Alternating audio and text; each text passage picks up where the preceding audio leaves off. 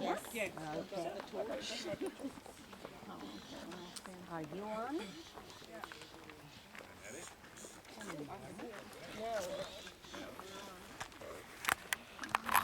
What was that? Calamari, you said? No. No, I like calamari.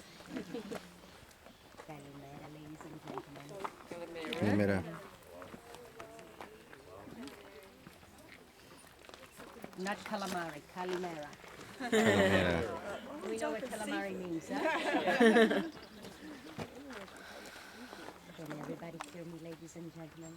Yes. Not everybody. The people at the back. Okay, beautiful, beautiful. My name is Patty. Well, if you come from the States, I think it's Patty. Australia, little patty. That's short for Patrugla. That's my whole Greek name. And do we know how we call this site in Greek? No. No, Mycenae. You say Mycenae, right? Mycenae, Mycenae. And the monuments that we are going to see here are about 1,000 years older than the monument that you saw at Olympia, which you visited, if I don't make a mistake, yesterday. The Temple of Zeus. You saw the remains of the Temple of Zeus. Huh? It was built in the 5th century BC. Here we are going to see monuments that were constructed in the 15th, the 14th, the 13th century BC. The period of the Greek history that we are going to examine is the last phase of the Bronze Age, the last 5 centuries of it. So the period between the 16th century BC and the 11th century BC. This is when a great culture, a great civilization developed in the south of the mainland of Greece. And we call the culture Mycenae. Mycenae, a very powerful kingdom, a very rich city, even though there were others. Quite wealthy, quite powerful, like Argos, which is not far away from this site,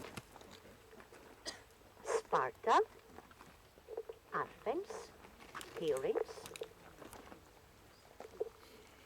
Pylos, many, many cities. And Troy, not in this area though.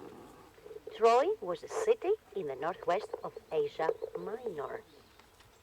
A big war took place there, according to the legends, the Trojan War. And a king of Mycenae called Agamemnon was fighting there for 10 years. Agamemnon, that's a name that I would like you to remember. Agamemnon is the main character of a very long poem that was written in the 8th century BC by Homer. And the name of it, the Iliad. The story, the theme of the Iliad, the Trojan War. And why did that war happen? Why did Agamemnon go to Troy to fight? Well, Agamemnon went to Troy because he cared for the gold of Troy. He wanted to destroy that city and loot it and return back to Mycenae with gold. But his brother Menelaus wanted to go to Troy and fight. And why? Because his wife was stolen away by a Trojan prince called Paris. And the name of the wife, Helena. Helen, the queen of Sparta. So Menelaus and Agamemnon, brothers, married to 2 sisters, Helen and Clytemnestra. Clytemnestra, the wife of Agamemnon, the lady that murdered him. Before the war, Agamemnon did a terrible, a horrible thing. He sacrificed their daughter, Iphigenia. Agamemnon wanted the support of the gods during the war, so he offered to them the most precious thing to him, his child. So he was punished for doing that after the war. Agamemnon survived the war. He destroyed Troy. He came back with treasures. Immediately after his arrival, he was murdered by Clytemnestra in his bathtub. Ladies, how does the story sound? Whoa, whoa, whoa, whoa. That always get him in the back. Well, Yes. the father of Agamemnon, Atreus, another king of Mycenae, he also did horrible things. Atreus killed his brother's children, chopped their bodies into pieces, cooked them, and then he invited his brother over for dinner and offered to him the fleshes of his children cooked. Ew. Nasty. Atreus and Agamemnon. We don't know if his characters really existed. We have a lot of myths about them. And of course, Homer inspired either other poets, writers, to write about their adventures, the adventures of Agamemnon, of Helena. All the three great tragic poets who lived in the 5th century BC wrote about the Trojan War. Aeschylus, Sophocles, Euripides. Even writers later, in the Roman times, the 1st centuries AD. Nowadays, people make scripts and movies. A few years ago, the movie Troy, has anybody seen it, with Brad Pitt? Very good. Very good. The script, that's another version of the Iliad. Like, as I can recall, because I saw that movie many years ago, Agamemnon in that movie dies in the battlefield in Troy, but not according to the Greek legends. Now, we don't know if his wife gave him a proper burial, but we have in front of us a burial chamber. This is the most impressive monument of the site. It's a grave, a tomb, which has the shape, the form of the dome, of a dome. The Greek word for dome is tholos, T-H-O-L-O-S. This is what we call a tholos tomb. And we call it the tomb of Agamemnon. The name was given conventionally to it. We don't know who was buried here, ladies and gentlemen. We are going to see more graves later. And I would like you to remember something, that the Mycenaeans in those days, in the period of time that we are examining, they were using gravestones, as we do, but they were not writing or carving the names of the deceased on the stones. So this means that we don't know the names of the people buried in the graves. And that's a little disappointing when we visit such burial chambers, huge tombs. We know that the people buried in these tombs were important. They were wealthy, maybe kings, maybe queens, but we don't know their names.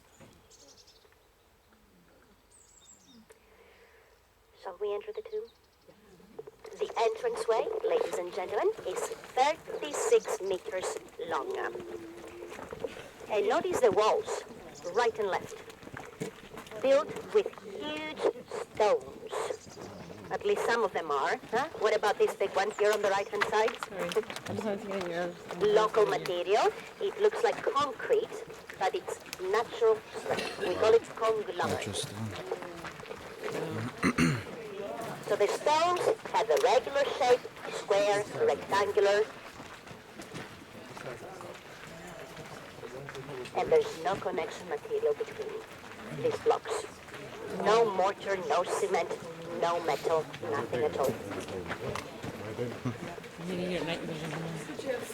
Does anybody know how much a 50-seat bus, tourist bus weighs? A bus. A coach. It weighs about 12 tons, ladies and gentlemen. 12, 13 tons. And we have some blocks here that weigh as much as 3, 4, or 5 50-seat buses. Jesus Christ. So this was the burial chamber. But unfortunately, the archaeologists were not so lucky when they excavated this tomb. They didn't find items, they didn't find treasures. We believe that this tomb was looted in the ancient times already. Like in Egypt, a lot of pyramids or tombs where royalties were buried, looted in the ancient times. Now please come in and please turn around to have a good look at the lintel, because that's the heavy stone that we have in this site. and it weighs 120 tons.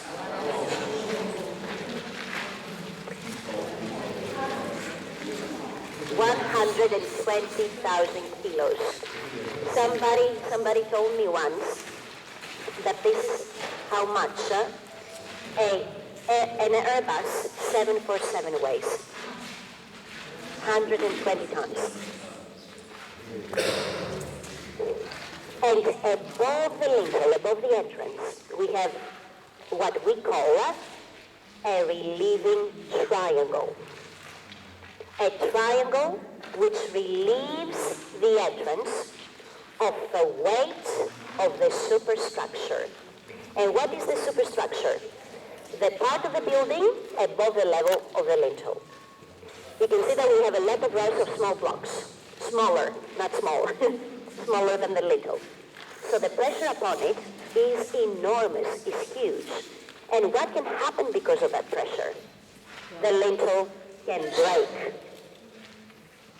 If it breaks in the middle, the dome collapses.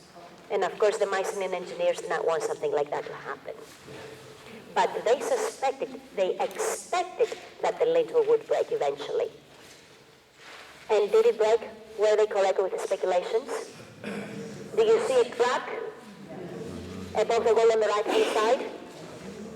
And the reason why it broke there is because of the triangular opening, of the relieving triangle.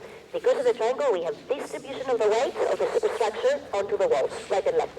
The pressure and the stress is being carried away from the center.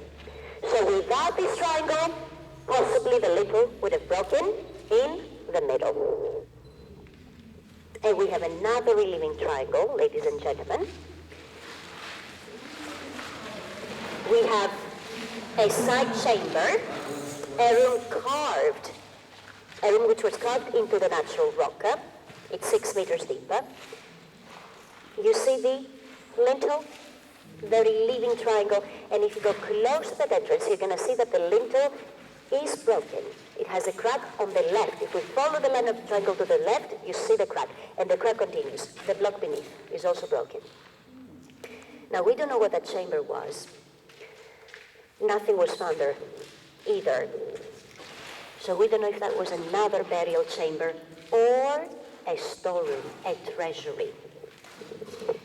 Another name of this tomb, an older name, like the older local people, they used to call it the Treasury of Atreus.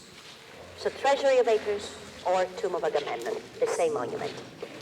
Now later at the main site, we're going to see the remains of a few other Pholus tombs. Dome tombs. You know how from outside all these rocks You mean the dome? on the outside. This is something that the Mycenaeans would do. After the burial ceremony, they would cover up the graves with earth. And especially these kind of graves, because they were filled with treasures, with gold. Even the entranceway. And by covering it up, they would hide the entrance. Or at least they would make it difficult for the thieves to get in. They would have